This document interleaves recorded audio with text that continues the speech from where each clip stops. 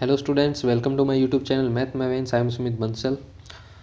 Last lecture में हमने कुछ इम्पोर्टेंट पढ़ा था। क्या पढ़ा था? जिनको नहीं पता, जो पहली बार आए हैं, थोड़ा सा उनको बता देते हैं। दो मेन टॉपिक हमने करे थे। कॉशी फंक्शन इक्वेशन हमने पढ़ा, फिर जेनसन इक्वेशन हमने पढ़ा। ठीक है, जेनसन इक्वेशन से रिलेटेड कुछ हमने क्वेश्चंस भी देखे, इनकी प्रॉपर्टीज़ देखी, रिजल्ट देखे, क्या यूज़ है वो सब हमने देखा। अब आगे इसी को फर्दर डिस्कस करते हुए लेक्चर 18 जो है हमारा, इसमें हमें क्या डिस्कस करना है, कुछ थ्योरम्स हमें देखनी है। ठीक है, इंपॉर्टेंट थ्योरम्स चलेंगे अभी कुछ लेक्चर्स के अंदर। सबके प्रूफ ऑल मैं करवाऊंगा आपको। कुछ उसमें ऐसा नहीं है, अगर आप किसी भले ही कॉम्पिटिटिव एग्जाम के पॉइंट ऑफ व्यू से आप पढ़ रहे हो, बट ऐसा नहीं है कि सिर्फ स्टेटमेंट पढ़ने से आपका काम हो जाएगा। ठीक है, उस थ्योरम को आप तब तक इम्प्लीमेंट नहीं कर सकते किसी क्वेश्चन पे जब तक आपको उसके पीछे का आइडिया ना पता हो, और उस थ्योरम के पीछे का पूरा कंस्ट्रक्शन क्या है, टेक्निक क्या है, आइडिया क्या है, वो आपको तब तक नहीं पता चलेगा जब तक you will not read proof of that theorem. All right, so first we have composition of continuous function. What is composition of continuous function? What is composition I have already discussed in my previous lectures. In the start of this course I have discussed a lot of things about a lot of properties of functions. So what is composition of function? I will not go into that. If f and g, we have two functions, then f of g, g of f, both are composition. Okay, so what is 1.1? Let me read the statement of the theorem.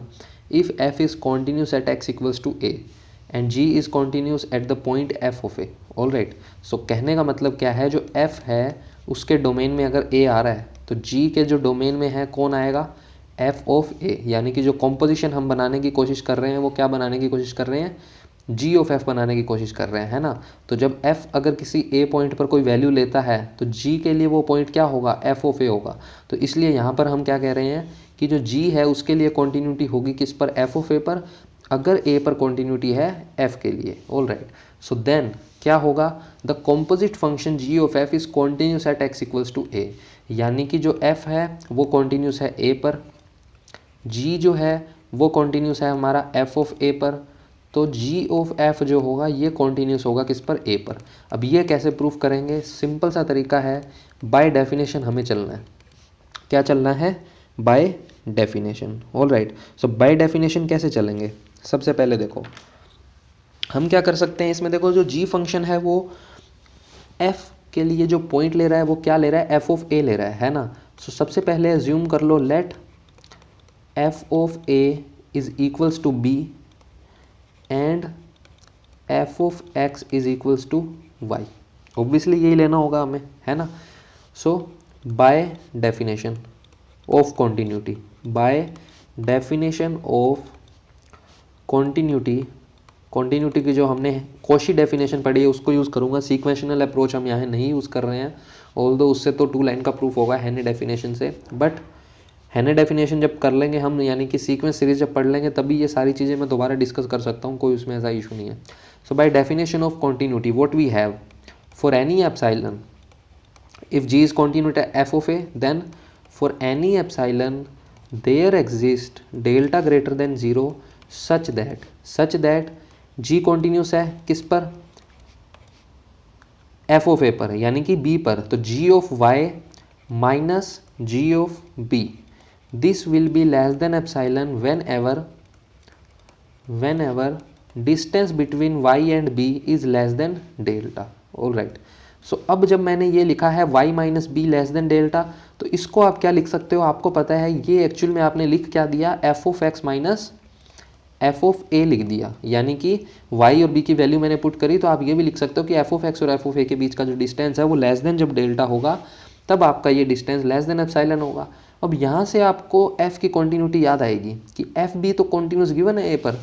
So by continuity of f, by continuity of f at x equals to a, we have what we have, again by definition for any epsilon we have a delta such that what happens, let me insert some extra space over here.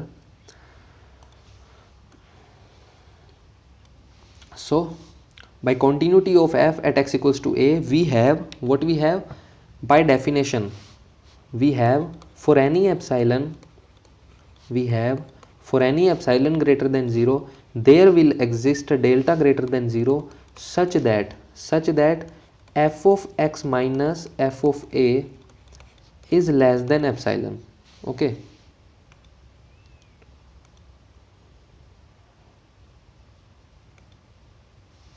wait a minute. All right, so f of x minus f of a is less than epsilon whenever x minus a is less than delta. but wait a second, यहाँ पर क्या है, हमने यहाँ पर किसी भी epsilon के लिए एक डेल्टा ढूंढ के दे दिया, यानी फॉर एनी एप्सिलॉन के लिए हमने एक डेल्टा ले लिया. तो यहाँ पर अगेन अब एप्सिलॉन डेल्टा का कोई सेंस नहीं है. कैसे नहीं है, हमें क्या चाहिए, हमें जी ऑफ एफ की कॉन्टिन्यूटी प्रूफ करनी है. ऑल राइट, सो यहाँ पर हमारे पास क्या है, F of x minus f of a less then क्या है, डेल्टा है. तो हमने क्या बोला है कि हर एप्सिलॉन के लिए हमें एक डेल्टा मिलेगा. तो हर एप्सिलॉन के लिए अगर मिलेगा तो इस डेल्टा के लिए भी हमें एक मिलना चाहिए. समझ रहे हो, अगर यहाँ पर हर एप्सिलॉन के लिए हमें एक डेल्टा मिलता है तो अगर मैं एप्सिलॉन को ये डेल्टा चूज़ कर लूँ तो यहाँ पर मुझे कोई डेल्टा डैश मिलेगा. यानी कि अब यहाँ पर आप क्या लिख सकते हो, यानी कि फॉर डेल्टा ग्रेटर देन 0 हमें एक डेल्टा डैश मिलेगा ग्रेटर देन 0 सच दैट ये डिस्टेंस जब डेल्टा से लेस होगा. ठीक है, समझ रहे हो यहाँ पर क्या ट्रिक यूज़ करी है, एप्सिलॉन को मैंने इक्वल पुट कर दिया किसके, डेल्टा के. यहाँ पर जो हम फॉर एनी की बात करते हैं एप्सिलॉन के लिए, उस एप्सिलॉन को मैंने डेल्टा के इक्वल ले लिया क्योंकि यहाँ पर मेरा डेल्टा है.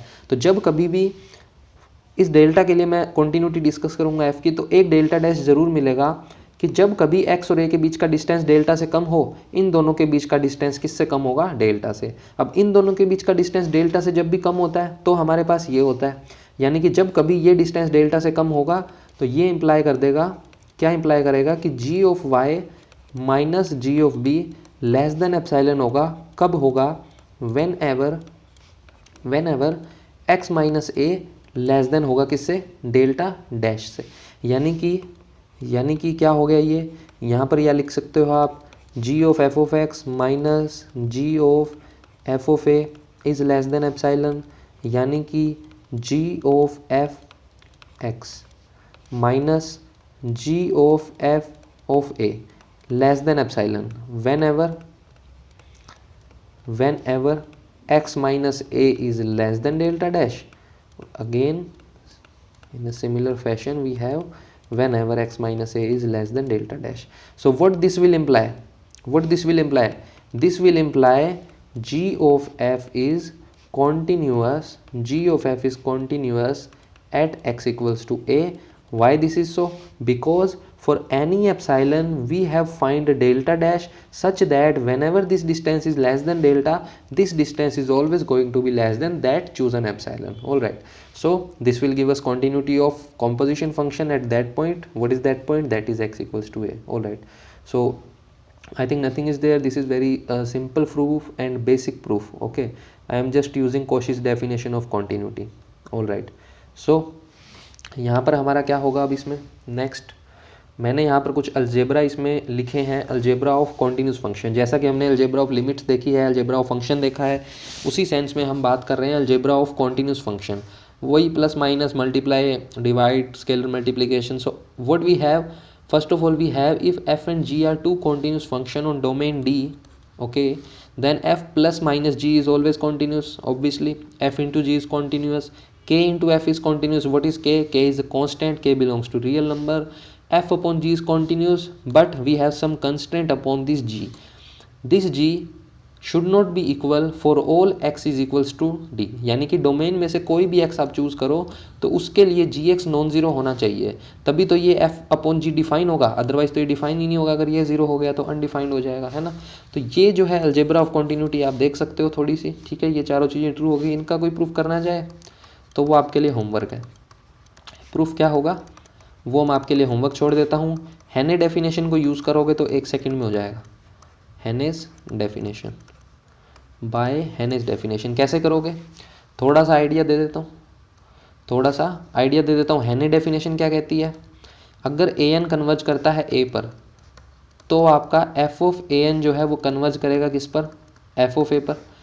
ठीक है, अब क्योंकि एफ और जी हमें गिवन है, कॉन्टिन्यूस है, सो मैंने अगर ए एन कोई सीक्वेंसली जो ए पर कन्वर्ज करती है तो एफ ऑफ ए पर कन्वर्ज करेगा और जी ऑफ ए एन भी कन्वर्ज करेगा किस पर, जी ऑफ ए पर, क्योंकि दोनों ही कॉन्टिन्यूस फंक्शन गिवन है।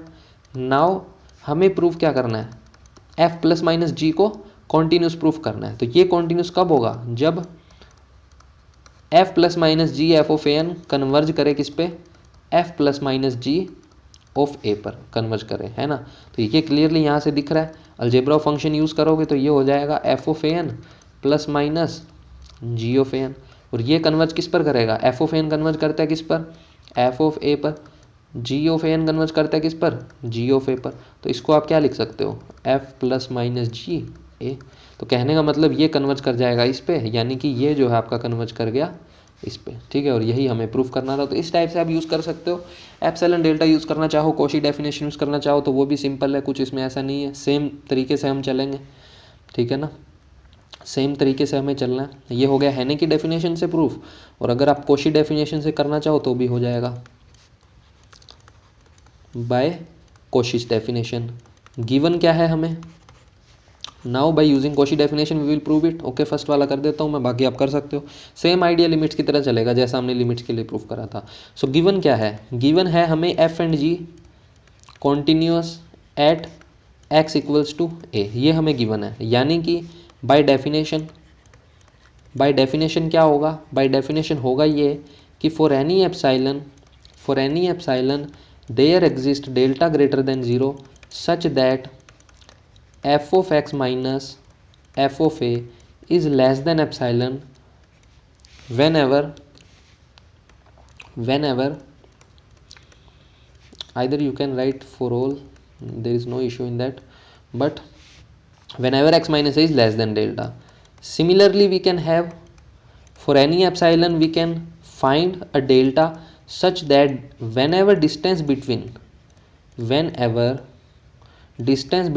x and a is less than delta, then this distance is going to be less than that epsilon.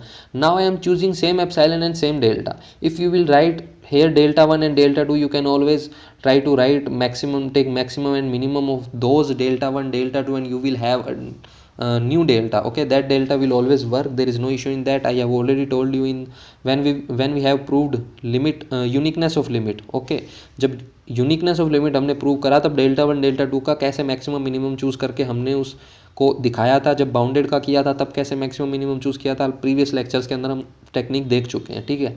तो मैं यहाँ डेल्टा 1 डेल्टा 2 अवॉइड करके डायरेक्ट उनको डेल्टा में लिख रहा हूँ। तो कहने का मतलब ये दो कंडीशन हमारे पास आ गई।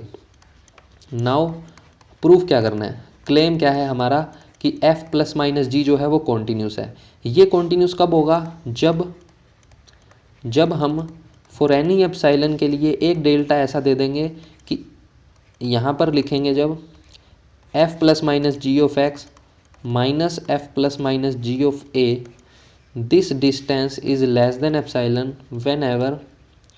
whenever x minus a is less than delta. यानी कि हमें अब ये प्रूफ करना है तो हमारा इसकी कॉन्टिन्यूटी प्रूफ हो जाएगी, ठीक है। अब ये सिंपल सा है, कोई इसमें ऐसा इशू नहीं है। ओके, फॉर एनी एप्साइलन हमें प्रूफ करना है कि ये जो है लेस देन होगा किससे, एप्साइलन से, और लेके क्या चल रहे हैं, whenever x minus a is less than delta. So इसको क्या लिख सकते हो, f of x plus minus g of x minus में एफ ऑफ ए। अब ध्यान देना, जो यहाँ पर ये प्लस माइनस है, यहाँ पर जो प्लस माइनस है इसका इस माइनस से मल्टीप्लाई होगा तो क्या हो जाएगा, ध्यान देना, तो ये कन्वर्ट हो जाएगा माइनस प्लस में। ऑल राइट, क्योंकि minus plus minus minus minus plus, so here we have minus plus g of a. Okay, अभी तक यहाँ इक्वेलिटी है हमारे पास। अगेन मैं इसको लिख सकता हूँ कैसे, f of x minus f of a में, और यहाँ पर क्या है देखो प्लस माइनस, और यहाँ पर क्या है माइनस प्लस, यानी कि मैं एक माइनस का साइन लगा सकता हूँ और लिख सकता हूँ जी ऑफ एक्स माइनस में जी ऑफ ए। यहाँ तक किसी को कोई इशू नहीं होना चाहिए। जब यहाँ पर मैं प्लस का साइन लूँगा तो यहाँ पर क्या आएगा, माइनस का साइन। जब यहाँ माइनस का साइन लेंगे तो प्लस आएगा, दोनों में नेगेटिव कॉमन लेंगे वो एक ही बात है। तो मैंने यहाँ प्लस का साइन लिखा तो यहाँ माइनस का लिखा। अब इसको लिख सकते हो लेस देन और equal to f of x minus f of a plus g of x minus g of a. Okay, ये हम लिख सकते हैं। अब ऊपर देखो हमने क्या चूज़ करा है, ये कब होगा, वेन एवर ये कब है ऐसा, ये इससे लेस है whenever we have x minus a is less than delta. अब एप्सिलॉन का यूज़ करेंगे इसलिए मैं डेल्टा लेके चल रहा हूँ। कैसे, यहाँ पर आपने लिखा फॉर एनी एप्सिलॉन के लिए एप्सिलॉन से लेस होता है, तो एप्सिलॉन बाई 2 से भी लेस होगा, ये भी एप्सिलॉन बाई 2 से लेस होगा। क्यों ऐसा कर रहे हैं, क्योंकि यहाँ पर मुझे एप्सिलॉन चाहिए। So whenever x minus a is less than delta, this distance is going to be less than epsilon by 2।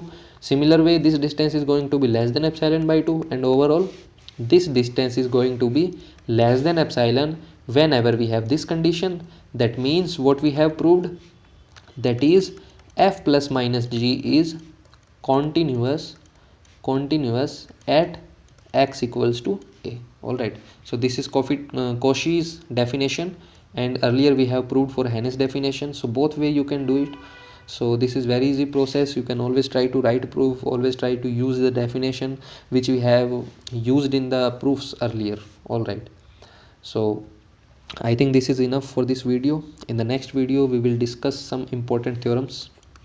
So अगर ये वीडियो पसंद आए तो वीडियो को लाइक करें, चैनल को सब्सक्राइब करें। Thank you very much, see you in the next class. All right.